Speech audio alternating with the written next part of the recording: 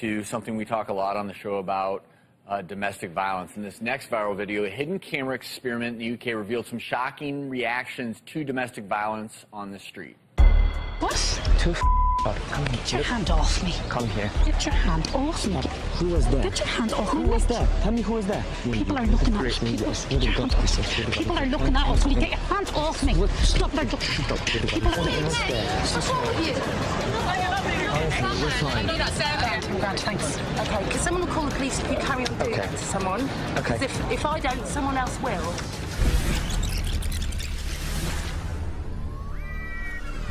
You haven't listened. You haven't gotten into what I'm saying to you. You're not even listening to me, that's what. Why do I push you like that? Because you won't on to me, and you won't listen to me. I don't have family. I wasn't. No, you can't be. No, you can't be. Don't try and walk away. Stop. Listen to me when I'm talking. Don't try and walk away from me. Stop it. Wow. So we showed you that because people were actually laughing when the girl was hitting the guy, yet people were willing to intervene when the woman was the victim. 40% of domestic violence victims are men. And I think this highlights something we often don't think about, which is domestic violence can affect anyone. Yeah, you know, I think what's interesting about this social experiment is you can almost be tempted to fall into the line of thinking when you watch the woman attacking the man, well, what are the chances that she could really hurt him? That is not the point.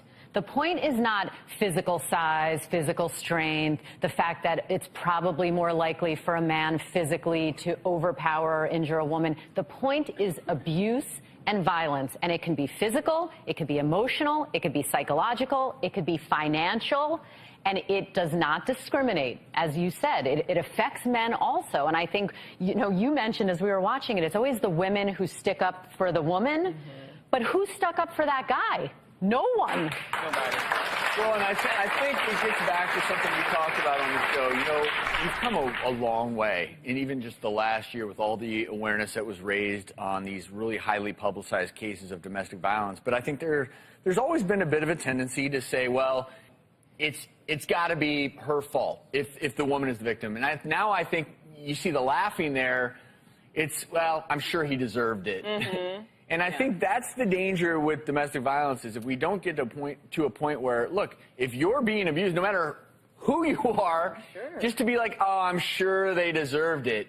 That's where I think the laughing comes from. But at the end of the day, we have to understand that any type of violent motion or movement to another person, you know, it is terrible. And it's against the law. And it's considered abuse. And if anyone you know is suffering from this type of thing, you really should do your part in trying to intervene. The one thing about that video that I took away is early intervention. If you do see something like this occurring, the earlier you intervene before it gets to true violence where maybe there's weapons involved, you know, and that's you intervene and you do what that woman said, which is I'm going to call the cops.